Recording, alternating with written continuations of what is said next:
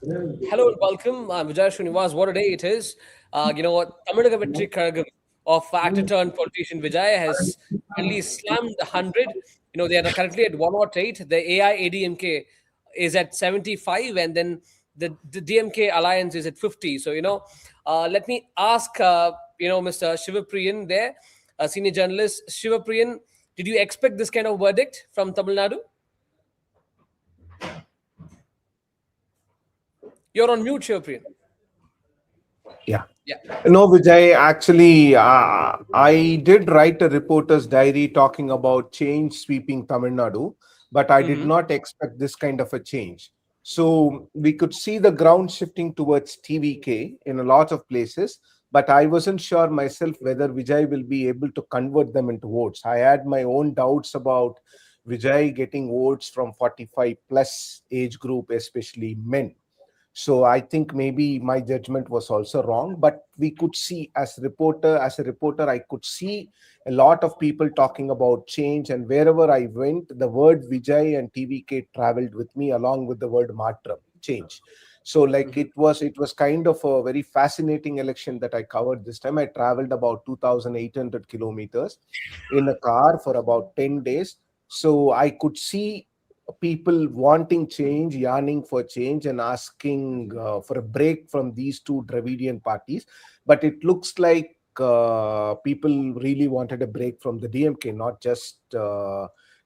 not both Dravidian parties. And while we are talking about Vijay's spectacular victory and also his spectacular performance, we should also commend the AIADMK for scripting such a strong comeback, because That's no right. one expected the AIADMK to win about 74 or to lead in about 74 seats. It's such a spectacular comeback for the AIADMK to be in the opposition, or we'll have to see how these numbers turn up. Are they going to be dynamic?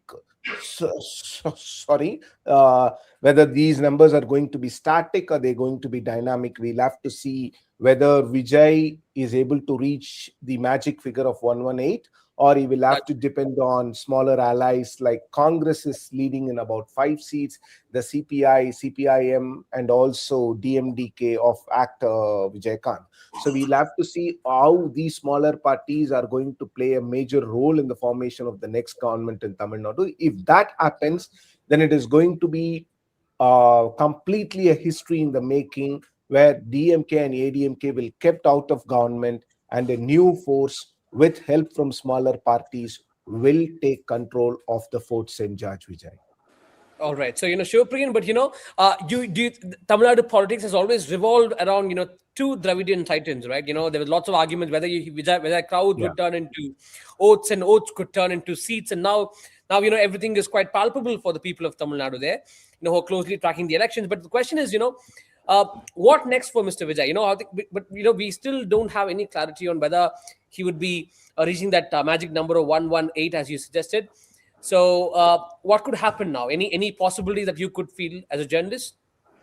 See, like I believe, like we'll have to wait for the numbers first. So maybe by 3 o'clock, 4 o'clock, we'll get a fair idea of where Mr. Vijay stands, where AIADMK stands. DMK is completely out of the picture, so the DMK allies actually come into the picture now. So what are the numbers that the Congress is going to show up? The VCK, the CPI, the CPIM, and the DMDK. So if these alliance parties are able to bring about 15 to 20 seats, then they will be in a position to go and support Vijay, provided Vijay accepts their support and forms a government. I think that would be a very practical solution for him, because the AIADMK is also about 70 to 72 seats. So if he's going to form a coalition government with the AIADMK, the AIADMK may not be willing to cede the chief minister's chair to them, and same goes for Vijay. So that means the AIADMK will probably sit in the opposition to keep the DMK assuming the opposition space. So it's going to be interesting. So the numbers that we'll have to look apart from Vijay's numbers are the numbers that the Congress and the other um, secular parties, so-called secular parties, are going to get. so that Vijay can form the government with support from these people. But we'll have to see as we speak. The screens say 108 for Vijay, 72 for AIADMK, and about 50 for the DMK. So we'll have to see how these numbers turn. But Vijay is in the pole position. He is going to be the chief minister come no matter what. I think even if some parties support him outside or join the government, but I think though it is a hung assembly, it's safe to assume that Vijay is likely to be the chief minister. But Shivpreem, you said you've traveled across crisscross Tamil Nadu, for to cover the elections and all that. But what do you think is a major reason for Stalin's debacle in this election? Because there were lots of welfare measures. Chief Minister himself claimed that a lot of women are in favor of him and all that. You think what changed for MK Stalin this election? See, I think before we get into the before we get the data and all, I think on the face of it, it looks like people want a change. They were bored with both the Dravidian political parties, so they You mean to voted say it's more of overwhelmingly. emotional election of sorts? That's what Vijay claims. Yeah, it's kind of an emotion because, like, if we speak very frankly, Vijay, see, Joseph Vijay did not campaign like Edapadi Palaniswamy or even MK Stalin. For that That's right. matter, he actually hardly addressed 10 to 15 rallies even during the peak election season. He hardly spoke. All that he did was to wave at people, to kind of create a vibe in his campaigns, and also to make an emotional appeal to women and to the Gen Z kids, asking them to show up support for him. So what actually Vijay did was to reach out to the Gen Zs, and the Gen Z generation went and campaigned for him inside their homes and outside their homes. So I think this is kind of a classic case study. I think someone has to study this new type of campaigning, where the leader doesn't campaign for him, but the cadres campaign for him, That's right. others Yeah. campaign for him, and then he becomes the chief minister. It never happened in the past. MGR worked hard for his success. NTR worked hard. Vijay also worked hard in his own way, but not directly. He kept pushing Gen Z kids. He kept pushing kids even below 20 years of age or even 15 years of age, asking them to cry like if they don't get a Kinder Joy. So, like, basically, he kept pushing everyone to campaign for him in within their houses and outside their houses. So I think this is kind of a new uh, type of campaigning wherein Vijay actually succeeded. Okay, thank you, Shivpreet. Let me go to Mr. Ilangovan here. Thank you. Ilangovan is the next MGR in making. You see it there? He is more than MGR, in my opinion. The Okay. reason is we all talked about Vijay is not MGR because MGR had a political background. MGR was an MLA. MGR was a part of the party and he broke away from the party. That's one, which Vijay is not. Number two, at that point of time, the Congress was in power in the center and the Communist Party helped. So Congress and the Communist Party stood by MGR when he broke away from DMK and stood by him in the first elections, which is not the case with TVK. Though TVK wanted an alliance with the Congress did not see the pulse of the people and it refused to go with TVK. So he stood all alone without any support from any quarters and he could bring about this many percentage of votes, which in my opinion will be more than what Mr. MGR scored in 1977. So in that sense, he is more than MGR.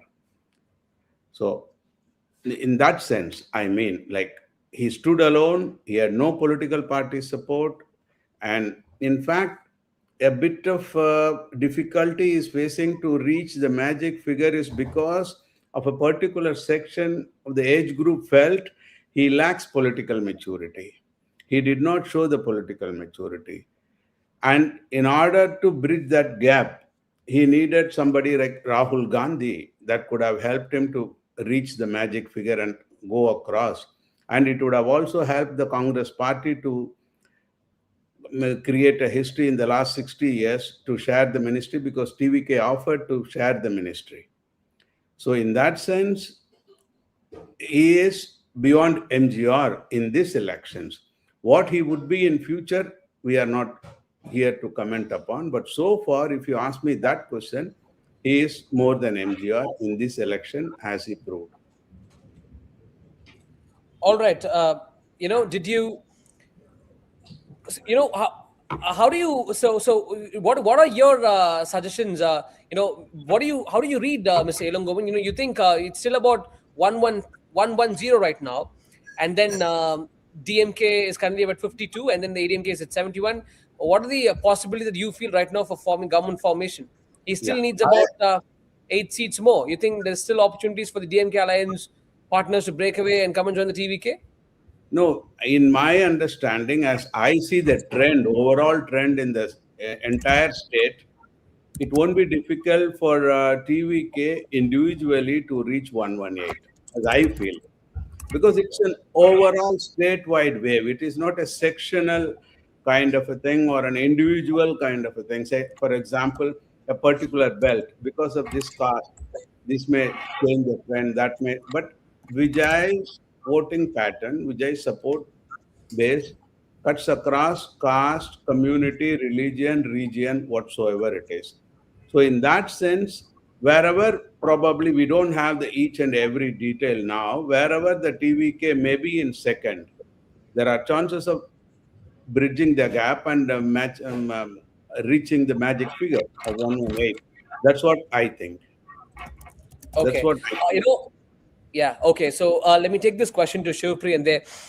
You also think that there's not much of a coordination within the alliance partners of the DMK this time. The Secular Progressive Alliance. We had the DMDK chief, Premadatta Vijaykanth, talking critical of the chief minister when he was right there on stage. And, the Congress party, and, I personally, when I covered the campaigns of, Mr. Selva Perundagai in Sri Perumbudur, I did see there's not much of a coordination between the DMK and the Congress party there. That's not happening clearly. You think that must have added a lot of fuel to this debacle for the DMK?